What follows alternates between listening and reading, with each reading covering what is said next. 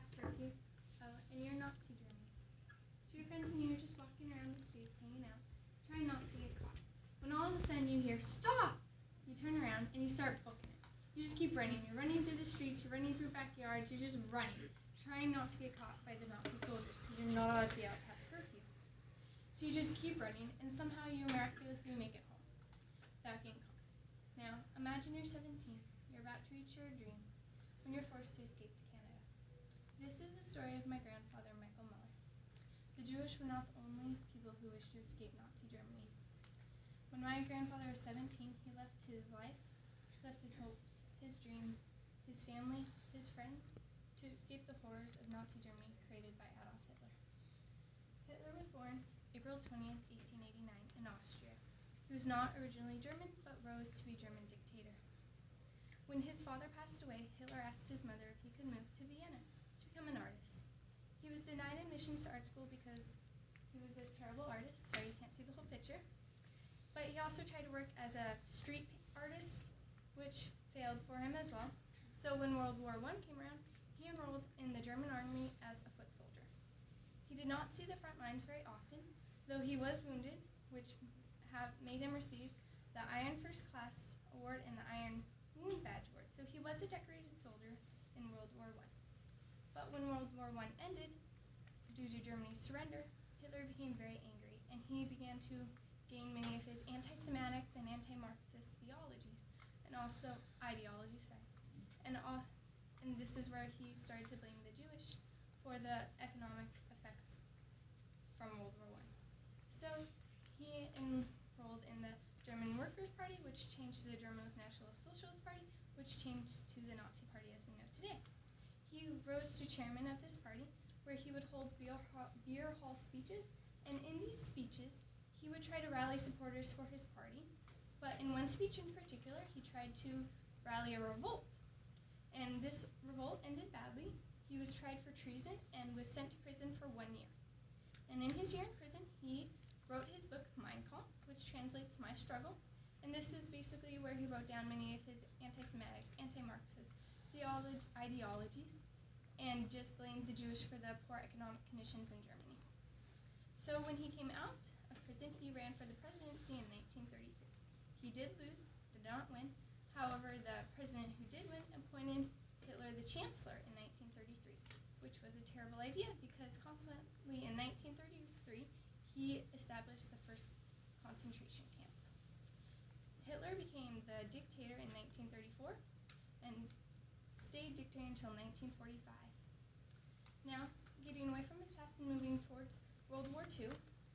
World War II begun when Hitler started to invade the Rhineland and the Sudetenland, which had many of the military arms that made many of the firearms, tanks, all that military equipment. But officially, the war began in September 1st when Germany invaded Poland and Britain and France declared war. The U.S. involvement, obviously we all know, was when the Japanese bombed Pearl Harbor. Moving away from the technicalities of the war and more of Hitler's genocide to the Jewish. And as I said, 1933 was the first concentration camp, but in 1940, the most famous concentration camp was opened, Auschwitz. This concentration camp killed the most amount of people and is very well known for its horrendous acts in the gas chambers. Also, there was a specific boat that held 930 Jewish that would sail over to the Americas. They tried to get into Cuba, but they were rejected. So then they tried to get into the United States and were also rejected. So they had to go back to Europe to face the concentration camps. Also, some background information on the Jewish religion. In the Jewish religion, the heredity of being Jewish is passed down the mother's line.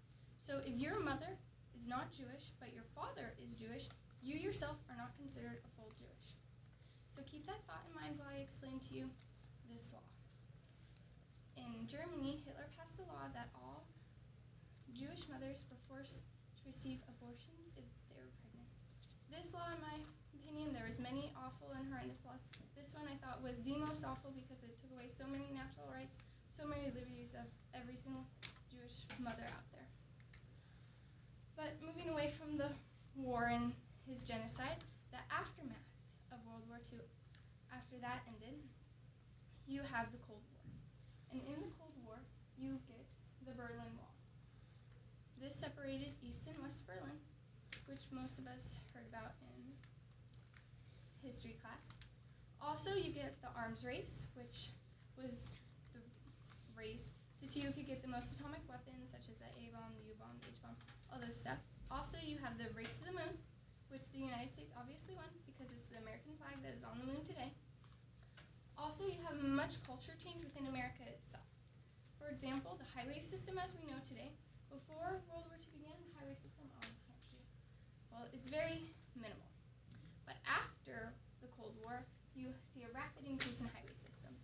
And this rationality was due to the thought, if there was an atomic threat, you could be able to flee more effectively on if the highways were better. Though if there was an atomic threat, the highways would be gone, like yourself.